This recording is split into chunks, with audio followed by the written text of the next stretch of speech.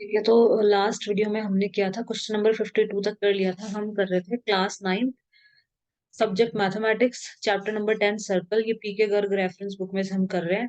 1 से 52 तक हम कर चुके हैं क्वेश्चंस, उनके वीडियोस भी मैं सारे अपलोड कर चुकी हूँ। अब हम करेंगे आज क्वेश्चन नंबर 53। तो क्वेश्चन नंबर 53 में क्या कह रहा है, देखो। In the adjoining figure, point A, B, C are collinear. A, B, C ये तीनों के तीनों पॉइंट क्या है? कोलिनियर है। कोलिनियर का मतलब होता है कि एक ही लाइन में तीनों पॉइंट्स क्या हो, एक ही लाइन में। जैसे कि तीनों पॉइंट्स अगर कोलिनियर है, कोलिनियर का मतलब होता है एक ही लाइन में आ रहे हैं तीनों के तीनों पॉइंट। ये तीनों पॉइंट एक ही लाइन अगर मैं ड्रॉ करूँ ना, स्ट्रेट लाइन, तो ए भी उसी में इस लाइन के ऊपर है, बी भी इस लाइन के ऊपर है, और सी भी इस लाइन के ऊपर है। तो इस तरह के पॉइंट्स को हम कहते हैं collinear points. Also point D E F R collinear. D E F ये भी एक ही लाइन पे है तीनों पॉइंट, ये तीनों भी कोलिनियर है। तो हमें प्रूफ क्या करना है? Prove that AD is parallel to C F. AD और जो सी एफ है, ये दोनों के दोनों क्या है? पैरेलल है। ये हमें यहाँ पे प्रूव करना है। तो इन दोनों को पैरेलल प्रूफ करने के लिए अगर मैं एक चीज प्रूव कर दूं, देखो हम इसको क्या ले लेते हैं, इसको मैं ले लूंगी,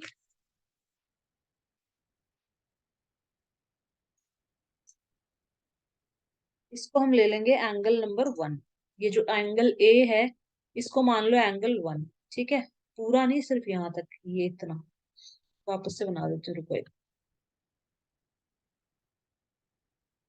बहुत सिंपल सा है ये। इसको हम मानेंगे इसको हम मान लिया एंगल 1। ठीक है, इसको मान लो यहाँ पे, पहले तो ये ड्रॉ करो इसको, बीई, इसको ज्वाइन करो।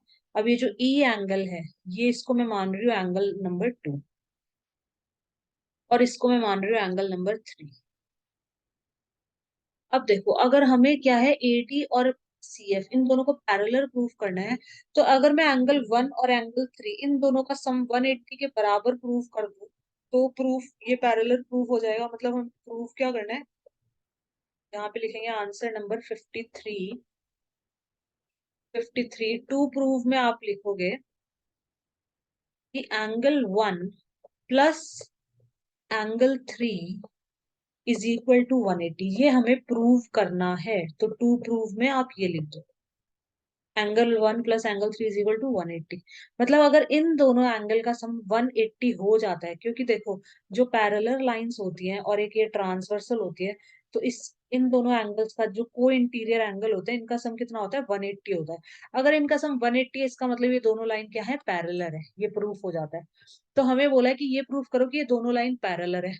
तो अगर मैं इन दोनों एंगल का, ये दोनों को इंटीरियर एंगल है, ये सपोज पैरेलल लाइन है और ये ट्रांसवर्सल है, एसी क्या है? ट्रांसवर्सल है। और एडी और सीएफ सपोज कर लो कि पैरेलल है। एंगल 1 और एंगल 3 जब दोनों का सम 180 होता है, तब ही ये दोनों पैरेलल होती है, नहीं तो नहीं होती। ठीक है, अगर इन दोनों को इंटीरियर एंगल का सम 180 डिग्री है ना, तब ही ये दोनों लाइन पैरेलल कहलाती हैं, पैरेलल होती है, नहीं तो नहीं होता है। तो अगर मैं ये प्रूफ कर दूं कि एंगल 1 प्लस एंगल 3 इन दोनों का सम कितना है? 180 डिग्री, तो ये एडी और सीएफ आपस में पैरेलल प्रूफ हो जाएगा। सिंपल है। तो इसको हम करते हैं प्रूफ। देखो, सबसे पहले हम क्या लिख सकते हैं? Angle 1 plus angle 2 is equal to 180 में लिख सकती हूँ यहाँ पे। हम यहाँ लिख सकते हैं, आंसर स्टार्ट हो गया अभी, angle 1 plus angle 2 is equal to 180। Reason लिखना है ब्रैकेट में। रीजन क्या होगा? Opposite angle, sum of opposite angle of a cyclic quadrilateral is 180 degree. A B E D ये एक साइक्लिक क्वाड्रिलेटरल है। इसके जो ओपोजिट एंगल है, ये 1 और ये 2, ये दोनों ओपोजिट एंगल है। इन दोनों का सम 180 डिग्री होता है। साइक्लिक क्वाड्रिलेटरल मतलब जो क्वाड्रिलेटरल किसी सर्कल के अंदर होता है, उसके ओपोजिट एंगल का सम 180 डिग्री होता है। तो ये थ्योरम यहाँ आप लिखेंगे कि sum of opposite angle of a cyclic quadrilateral is 180 degree. ठीक है, इतना लिखना है। फिर आपको यहाँ पे लिखना है कि जो एंगल 2 है और एंगल 3 है, आपस में बराबर है। क्यों बराबर है? रीजन लिखो, एंगल 2 और एंगल 3 ये आपस में इक्वल है। ब्रैकेट में रीजन लिखेंगे क्यों इक्वल है। देखो, बी सी ई एफ ये एक साइक्लिक क्वाड्रिलेटरल है, ठीक है, साइक्लिक क्वाड्रिलेटरल का ये जो है, ये टू, ये एक्सटीरियर एंगल है, ये मैंने इसको प्रोड्यूस कर दिया। तो ये जो एक्सटीरियर एंगल होता है, ये इंटीरियर एंगल के ऑपोजिट, इंटीरियर एंगल के इक्वल होता है। ऑपोजिट मतलब इसके सामने वाला जस्ट, और बट अंदर का हो। तो इसमें यहाँ ब्रैकेट में लिखेंगे कि exterior angle of a cyclic quadrilateral is equal to the opposite interior angle. ठीक है, क्या लिखेंगे इसमें आप यहाँ पे कि interior angle in a cyclic quadrilateral is equal to the opposite interior angle। ठीक है, या फिर लिख सकते हो in a cyclic quadrilateral an exterior angle is equal to the opposite interior angle। मतलब किसी भी साइक्लिक क्वाड्रिलेटरल के अंदर जो ये एक्सटीरियर एंगल है, ये इस इंटीरियर एंगल के बराबर होता है, इसके ऑपोजिट इंटीरियर एंगल के इक्वल होता है साइक्लिक क्वाड्रिलेटरल में। ठीक है, तो ये लिख दोगे। अब एंगल टू एंगल थ्री के बराबर है, तो एंगल टू की जगह मैं एंगल थ्री लिख सकती हूँ, तो लिख सकते हैं। तो मैं यहाँ पे लिख सकती हूँ angle one plus angle three. इस एंगल टू की जगह मैं एंगल थ्री लिख सकती हूँ ना, क्योंकि दोनों बराबर है। कुछ भी लिख दो, चाहे यहाँ टू लिखो चाहे थ्री लिखो, कोई, दोनों इक्वल है। तो ये हो गया प्रूफ, खत्म बस। Angle one plus angle three is equal to 180, hence proved, hence proved. जो एंगल वन है और जो एंगल थ्री है, इन दोनों का जो सम है वो 180। हमने प्रूव कर दिया है कि अगर इन दोनों का सम 180 डिग्री है, तो यहाँ से ये प्रूफ हो जाता है कि दोनों की दोनों जो लाइन है वो पैरेलल है आपस में। यहाँ से ये हमारा प्रूफ हो जाता है। ठीक है, क्योंकि ये को इंटीरियर एंगल्स हैं। अगर को इंटीरियर एंगल का सम 180 होता है तभी ये पैरेलल कहलाती हैं या होती हैं, नहीं तो पैरेलल नहीं होती। तो ये क्वेश्चन हो गया खत्म, 53। अब हम चलेंगे नेक्स्ट क्वेश्चन पे, क्वेश्चन नंबर 54। नेक्स्ट क्वेश्चन पढ़ लेते हैं। Question number 54, in the adjoining figure find AC. AC arc find करना है अपन को। एसी, एसी हमें पता लगाने के लिए बोला है, एसी। ठीक है ना, तो इसमें क्या करेंगे देखो।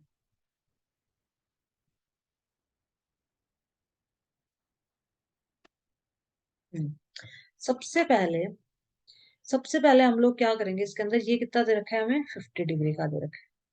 देखो इसमें जो ओ ए है और जो ओ बी है, ये दोनों के दोनों रेडियस है, सर्कल के रेडियस है दोनों के दोनों, तो दोनों इक्वल होंगे। अब अगर ये दोनों इक्वल है तो इनके ओपोजिट एंगल लिखना भी बताऊंगी, अब एक बार समझ लो। इस लाइन के ओपोजिट में ये है और इस लाइन के ओपोजिट में ये है, तो ये दोनों एंगल भी इक्वल होंगे। मतलब अगर ये 50 का है तो ये भी 50 डिग्री का होगा, सिंपल सा। अब देखो, ओसी भी वो रेडियस है सर्कल का, ओबी भी रेडियस है सर्कल का, तो ये दोनों भी आपस में इक्वल होंगे। ओबी और ओसी दोनों रेडियस है ना सर्कल के, तो दोनों आपस में इक्वल होंगे। तो इनके ऑपोजिट एंगल, इसका ऑपोजिट 20, तो इसका ऑपोजिट भी 20 होगा। तो ये आ गया अपना 20 डिग्री। ठीक है, तो ये पूरा कितना हो गया, 50, 60, 70 हो गया ये पूरा। अब यहाँ पे जो एंगल बनता है वो बनता है डबल। सेंटर पे जो एंगल बनेगा ना, जैसे एसी ये आर्क है, ये आर्क यहाँ पे एक एंगल बना रही है 70 डिग्री का, तो यहाँ पे डबल बनता है हमेशा। तो ये 140 का होगा, इसका मतलब 70 का डबल 140 हो गया ना, ये 140 का हो जाएगा। अब इसका एक बार आंसर चेक कर लेते हैं। इसने मेजर आर्क पूछा है क्या, एक बार आंसर चेक कर लेते हैं इसका। क्वेश्चन नंबर 54 है ना, इसका आंसर चेक कर लेते हैं।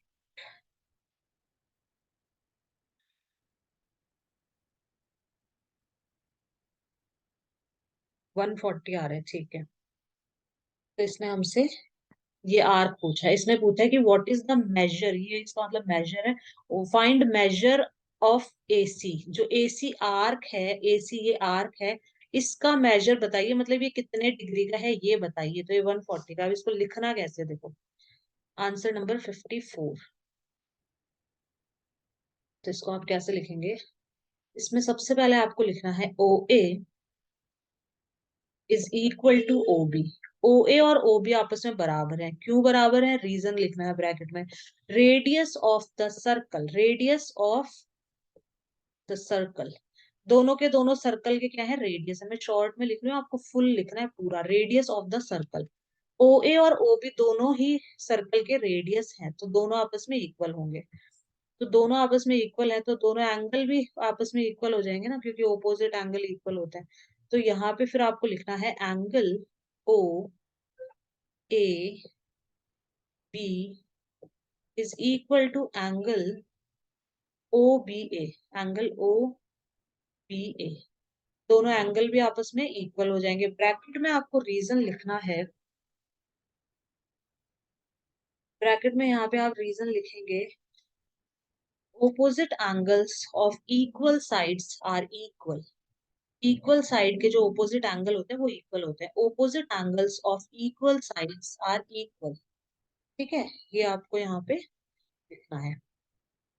तो ये 50 डिग्री का हो जाएगा ना, इज इक्वल टू 50 भी लिख देना है यहाँ पे। यहाँ पे आप लिख देना ओ बी ए था ना, O B A is equal to 50 degree. दोनों के दोनों 50 डिग्री के हो जाएंगे। और ब्रैकेट में रीजन जरूर लिखना है। रीजन लिखना है opposite angles of equal side are equal. Equal side के ओपोजिट एंगल आपस में बराबर होते हैं। साइड अगर बराबर है तो इनके ओपोजिट मतलब सामने वाले जो एंगल होंगे इनके वो भी बराबर होंगे। अब नेक्स्ट आपको लिखना है यहाँ पे सेम तरीके से ऐसे ही लिखना है इसके लिए, ओबी और ओसी के लिए। ओबी इज इक्वल टू ओसी, यहाँ पे ऐसा लिखना है। अब ये दोनों इक्वल क्यों है, ब्रैकेट में रीजन लिखना है रेडियस ऑफ द सर्कल। जो ये लिखा था same to same radius of the circle. OB और ओसी दोनों रेडियस है सर्कल के। फिर यहाँ पे भी लिखना है आपको angle O P C is equal to angle O C B. ठीक है, ये दोनों एंगल आपस में बराबर होंगे, 20 डिग्री के हो जाएंगे दोनों के दोनों। यहाँ पे भी रीजन लिखना जरूरी है। यहाँ पे आपको लिखना है सेम जो यहाँ लिखा था वही सेम यहाँ लिखना है कि opposite angles of equal side are equal। opposite angles of equal sides are equal, same reason लिखना है जो यहाँ पे लिखा था। ठीक है, तो ये हो गया। ठीक है, यहाँ से अब हम यहाँ लिख सकते हैं कि angle A B C is equal to 50 plus 20 70 लिख रही हूँ मैं डायरेक्ट यहाँ पे। एंगल ए बी सी कितना हो जाएगा, 50 प्लस 20 70 डिग्री हो जाएगा ना ए बी सी। तो फिर यहाँ पे लिखेंगे angle A O C is equal to जो एओ सी एंगल है वो कितना हो जाएगा, ट्वाइस ऑफ, डबल होगा ना एबीसी का, एबीसी का डबल होगा, twice of ABC which is 2 into ABC कितना है, एबीसी की जगह लिख दो 70, तो 140 डिग्री। ये आ गया अपना आंसर, 140 डिग्री। ठीक है, ये is equal to twice of this. यहाँ ब्रैकेट में रीजन भी लिखना कि आपने ये इसका दुगना क्यों होता है। तो यहाँ पे वो थ्योरम लिखनी है आपको कि angle subtended by an arc at center is double than the angle subtended at any other point of the circle। तो वो जो थ्योरम थी ना वो उस थ्योरम में देख लेना प्रॉपर, वैसे वो थ्योरम लिखनी है। ठीक है, angle subtended by an arc at centre is double than the angle subtended by the arc at the remaining point of the circle. ठीक है, इस तरह से थ्योरम है, तो वो थ्योरम आपको पूरी यहाँ पे लिखनी है। तो ये हो गया खत्म अपना। तो आर के सी, फिर इसके आंसर लिख देना मेजर ऑफ आर के सी इज इक्वल टू 140। ये लास्ट में ये लाइन भी लिख देना, एक ऐसी की ऐसी लाइन लिख देना, ये ऐसे कैसे। ये हो गया क्वेश्चन खत्म। अब हम चलते हैं नेक्स्ट क्वेश्चन पे, question number 55। Question number 55, question number 55 क्या कह रहा है हमें यहाँ पे, इन the adjoining figure P Q R is right triangle. P, ये पी क्यू आर ये क्या है, right triangle, right angled triangle. तो लिख लेते हैं इसको, इन the adjoining figure P Q R is a right angled triangle. तो राइट एंगल यही होगा ऑब्वियसली, यही दिख रहा है अपन को। With P Q 12, P Q तो दे रखा है 12 सेंटीमीटर, और जो क्यू आर है, क्यू आर हमें दे रखा है 5 सेंटीमीटर। फिर आगे क्या बोला है इसने, फिर इसने आगे बोला कि अ सर्कल, आगे इसने बोला कि a circle with centre O, एक सर्कल है जिसका है सेंटर ओ और जिसका रेडियस है एक्स एक्स एक्स एक्स, इसका रेडियस है, इज इंस्क्राइब्ड इन। अब देखो दो टर्म मैंने समझाई थी। इंस्क्राइब्ड का मतलब होता है अंदर होना, सर्कल कहाँ पे है, अंदर है। और सर्कम सर्कल का मतलब होता है कि ट्राई एंगल अंदर की तरफ है, कोई भी चीज मतलब अंदर की तरफ है, सरकम सर्कल मतलब बाहर से, सर्कल क्या है, बाहर है उसके, उसको कहते हैं सरकम सर्कल। ठीक है, इंस्क्राइब्ड का मतलब होता है कि सर्कल अंदर है, सरकम सर्कल का मतलब होता है कि जो सर्कल है वो बाहर है और उसके अंदर कुछ है। ठीक है, इंस्क्राइब्ड में सर्कल ही अंदर आ जाता है, तो ये दो टर्म्स ध्यान रखना। इन ट्रायंगल पीक्यूआर, तो ट्रायंगल पीक्यूआर के अंदर एक सर्कल है और इसका रेडियस कितना है, एक्स दे रखा है। ठीक है, find the value of x. तो हमें बोला है कि एक्स की वैल्यू बताइए कितनी होगी, मतलब जो सर्कल का जो रेडियस है वो बताइए वो कितना होगा। तो सबसे पहले हम यहाँ पे क्या करेंगे, सबसे पहले हम पी आर फाइंड करेंगे पाइथागोरस थ्योरम से। पाइथागोरस थ्योरम से सबसे पहले हमें पी आर निकालना है, तो निकाल लेते हैं यहाँ पे। Answer number 55। तो आपको सबसे पहले लिखना है in triangle P Q R, P Q R. तो यहाँ लिखना है यूजिंग पाइथागोरस थ्योरम, ये पूरा लिखना है, ऐसे शॉर्ट में नहीं लिखना, यूजिंग पाइथागोरस थ्योरम। ठीक है, तो यहाँ पे हम लिखेंगे पी आर निकालेंगे सबसे पहले, तो पी आर का square is equal to P Q का स्क्वायर प्लस क्यू आर का स्क्वायर।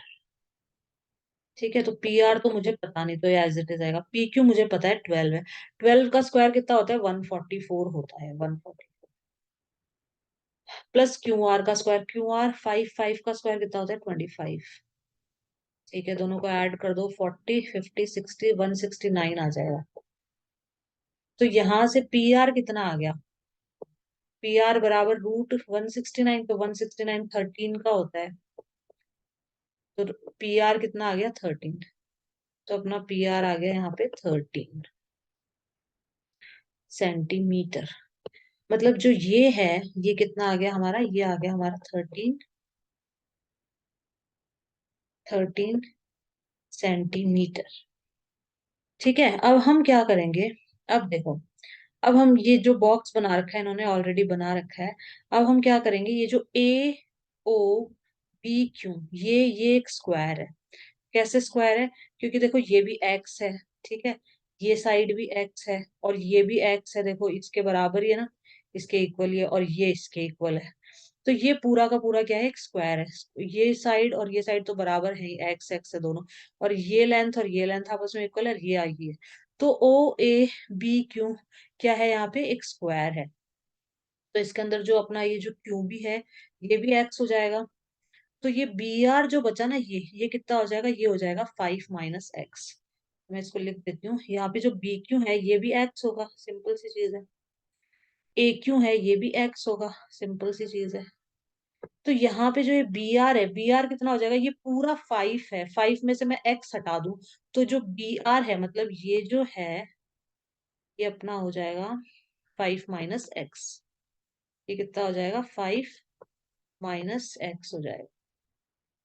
सिमिलरली यहाँ पे जो ए क्यू है ये तो है एक्स, तो एपी कितना हो जाएगा, एपी, ये जो एपी है ये कितना हो जाएगा, ये पूरा 12 है, 12 में से एक्स हटा दो, तो जो एपी है वो हमारा हो जाएगा 12 माइनस एक्स। कितना हो जाएगा यहाँ से। ठीक है, तो ये सारी चीजें हम एक बार लिख लेते हैं। तो यहाँ पे क्या हो गया, यहाँ पे जो सी आर है और जो बी आर है, सी आर और जो बी आर है, ये दोनों के दोनों क्या हो जाएंगे, दोनों के दोनों इक्वल होंगे आपस में। पहले अपन इतना लिख लेते हैं एक बार, ये सारी चीजें यहाँ पे लिख देते हैं, उसके बाद में आगे का समझाऊंगी। पहले हम लिखेंगे यहाँ पे,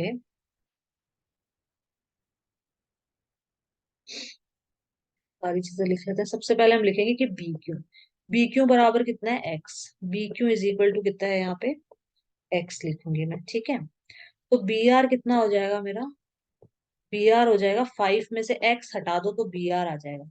तो 5 सेंटीमीटर में से मैं एक्स निकाल देती हूँ, तो मेरा आ जाएगा बी आर। फिर ए क्यू, ए क्यू क्या है, ए क्यू भी एक्स है, क्योंकि ये पूरा स्क्वायर है तो स्क्वायर की चारों साइड बराबर होती हैं। ए क्यू भी एक्स है।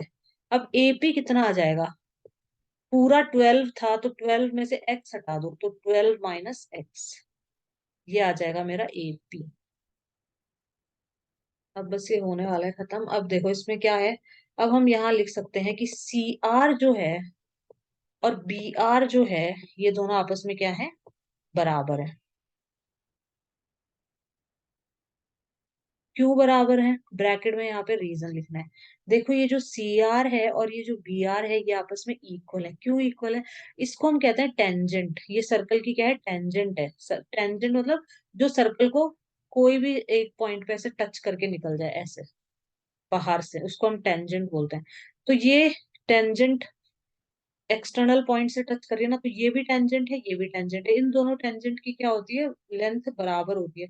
तो आप यहाँ पे रीजन लिखेंगे, length of tangents drawn from external point are equal. External point, इस पॉइंट से जो मैंने टेंजेंट ड्रॉ करी है, ठीक है, मतलब ये जो एक्सटर्नल पॉइंट है, यहाँ से मैंने टेंजेंट ड्रॉ करी यहाँ तक, यहाँ से यहाँ तक टेंजेंट ड्रॉ करी, ये दोनों टेंजेंट क्या होंगे, आपस में इक्वल होंगे। तो यहाँ पे आप लिखेंगे रीजन, वापस से बता देती हूँ, length of tangents drawn from external point are equal. तो ये आपको यहाँ पे लिखना है। तो यहाँ पे सी आर और बी आर बराबर है, तो बी आर मैंने 5 - x लिखा था, तो सी आर भी 5 - x होगा। सी आर को लिख लो, मतलब जो ये होगा, ये भी 5 - x होगा। ये ये भी कितना होगा, 5 - x। तो सी आर भी मैं क्या लिख सकती हूँ, 5 - x लिख सकती हूँ। ठीक है। अब देखो, अब जो ये सीपी है, ये भी 12 - x होगा ना। ये जो सीपी है, ये अगर ये 12 - x है, तो ये भी 12, क्योंकि सीपी और एपी ये दोनों, ये भी दोनों आपस में इक्वल होंगे। तो यहाँ पे वापस लिख दो, एपी इज इक्वल टू, जैसे ये दोनों इक्वल थे ऐसे ये दोनों इक्वल हो जाएंगे। एपी इज इक्वल टू, हम यहाँ पे लिखेंगे AP is equal to PC. Bracket में सेम रीजन लिखेंगे, length of tangents drawn from external point are equal, same reason लिखना है। तो यहाँ पे एपी कितना था, 12 - x, तो पीसी भी इतना ही हो जाएगा। तो पीसी लिख दो, जो पीसी है भाई, पीसी मतलब ये जो पीसी है, ये भी कितना हो जाएगा, 12 - x। अब ये इसको मैं लिख देती हूँ एक मिनट, यहाँ पे 12 - x। अब ये पी आर अपन पूरा ले लेते हैं कि P R is equal to, जो पूरा पी आर है, ये क्या हो जाएगा, अगर मैं इन दोनों को प्लस करती हूँ तो मेरा पी आर आ जाएगा ना, PC plus C R. P R अपना कितना होगा, पीसी प्लस सी आर। ठीक है, तो या तो लिखना है तो लिख दो, नहीं तो डायरेक्ट वैल्यूज भी पुट कर सकते हो। P R is equal to हो जाएगा पीसी प्लस सी आर। तो पी आर मुझे पता है 13 है, तो मैं यहाँ लिखूंगी 13। यहाँ निकाला था ना अपन ने 13। पीसी, पीसी कितना है, पीसी मुझे पता है 12 - x है, तो मैं यहाँ लिखूंगी 12 - x। C R, C R मुझे पता है 5 - x, तो यहाँ से अपना x आ जाएगा बस, और ये क्वेश्चन अपना हो जाएगा पूरा खत्म। 13 इज इक्वल टू, सॉल्व कर लो, 12 और 5 को पहले प्लस कर लो। दोनों प्लस के है ना, 12 के आगे भी प्लस है, 5 के भी आगे ये प्लस है। तो 12 + 5 कितना हो जाएगा, 17। 17 और x के आगे माइनस है, इस x के आगे भी माइनस है, तो माइनस का 2x। दोनों x माइनस के हैं, तो टोटल माइनस के 2x हो गए। अब इस माइनस के 2x को यहाँ भेजो और 13 को इधर उठा लाओ। तो माइनस का 2x इधर आएगा, तो ये हो जाएगा प्लस में चेंज। और जब 13 इधर आएगा, 17 अपनी जगह पे है, देखो 17 कहीं नहीं गया, 13 को उठा के इधर ला रहे हैं, तो 13 हो जाएगा माइनस में। तो इसके आगे का मैं यहाँ सॉल्व कर रही हूँ। तो यहाँ क्या बचेगा, 2x इज इक्वल टू, 17 में से 13 गया तो कितना बचा, 5 बचेगा।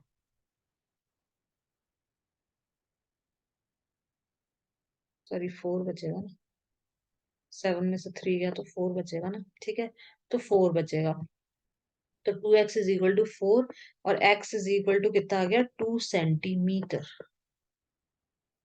तो ये आ गया हमारा आंसर। ठीक है, ये हो गया क्वेश्चन नंबर 55 हो गया है कंप्लीट। अभी 1 मिनट, ये आंसर चेक कर लेते हैं हम इसका। 55, 2 सेंटीमीटर सही आ रहा है। ठीक है, तो ये हो गया। अब हम चलते हैं नेक्स्ट क्वेश्चन पे, क्वेश्चन नंबर 56। मैं पेज ओपन कर रही हूँ, क्वेश्चन नंबर 56।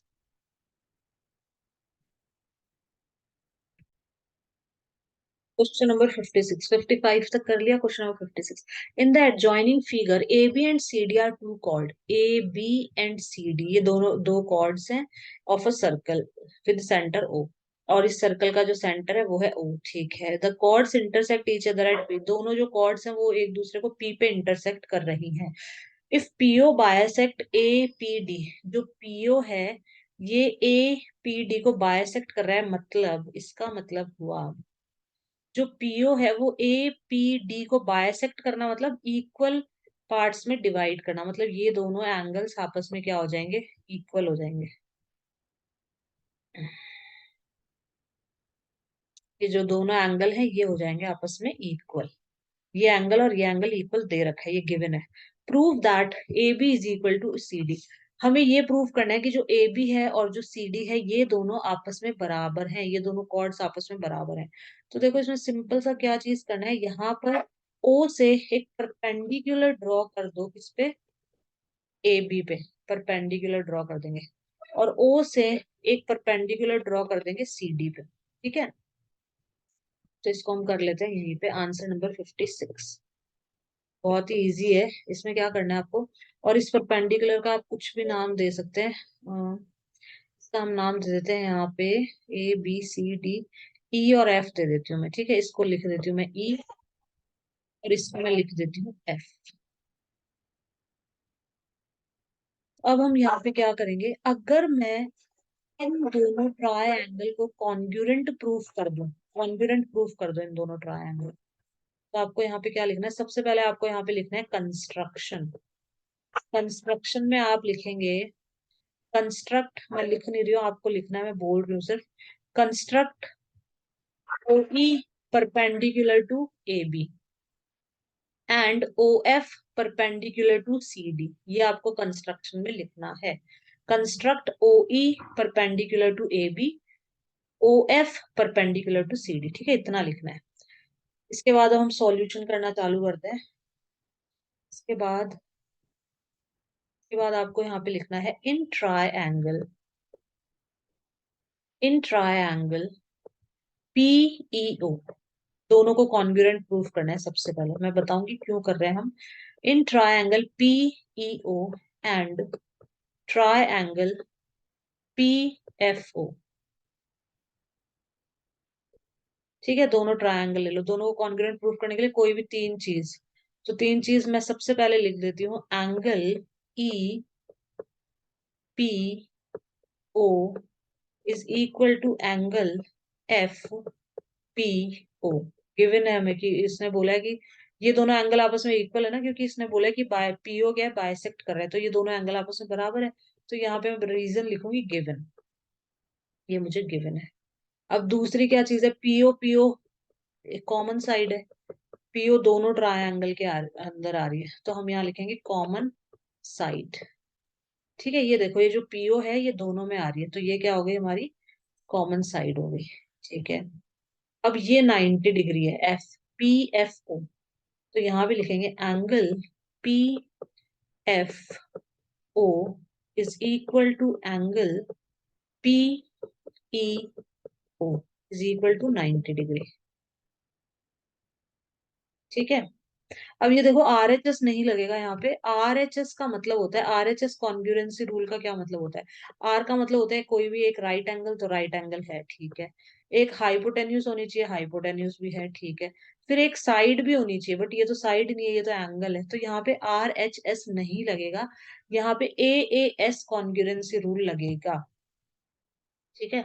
यहाँ पे लिख मत देना, बच्चे ये देखते कि 90 डिग्री है तो आर एच एस लगेगा, तो ऐसे नहीं देखना है, पूरा देखना है। यहाँ पे आर राइट एंगल तो है, हाइपोटेन्यूज भी है, एस मतलब साइड होती है, तो यहाँ तो एक और एंगल है, बट तो यहाँ पे by A S congruency rule, A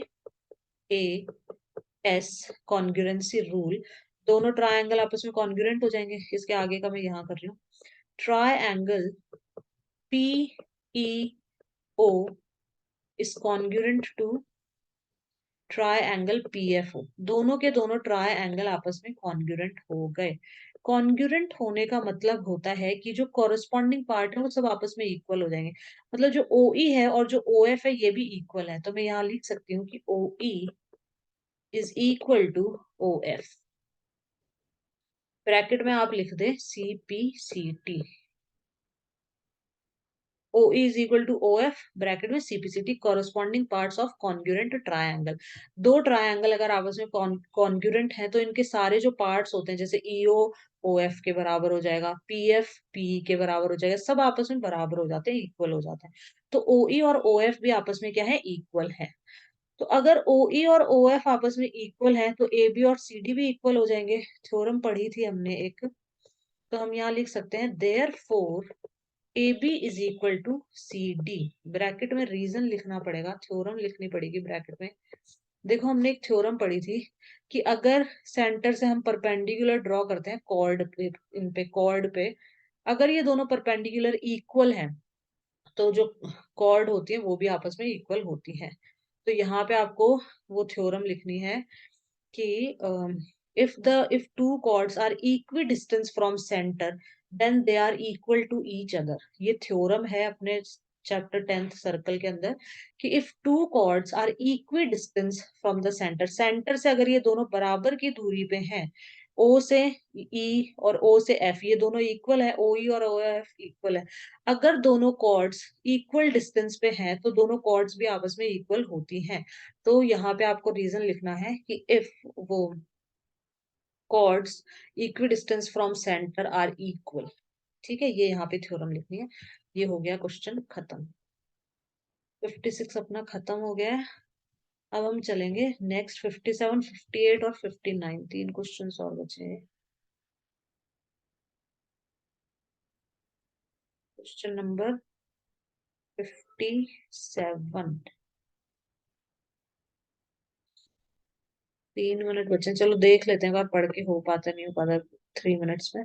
to chords AB and AC of a circle are equal, prove that the bisector of BAC passes through the center of the circle। तो दो cord है circle की, एक तो है A B और दूसरी है ए सी, दोनों की दोनों के आपस में इक्वल है।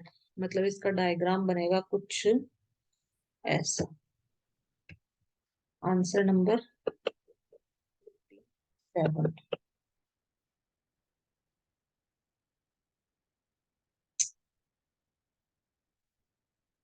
ये चलो हो नहीं पाएगा, इसको नेक्स्ट वीडियो में ही करेंगे अपन पूरा। डायग्राम बनाऊंगी तब तक ही टाइम हो जाएगा, तो इसको हम नेक्स्ट वीडियो में ही कर लेंगे। अभी हम बस यहाँ तक ही करेंगे, इस वीडियो में हम करेंगे सिर्फ 56 तक किया है ना हमने, तो इस वीडियो में हमने सिर्फ यहाँ तक किया। नेक्स्ट वीडियो में हम करेंगे 57, 58 और 59, तीन क्वेश्चंस बचे हैं बस, ये हम नेक्स्ट वीडियो में करेंगे।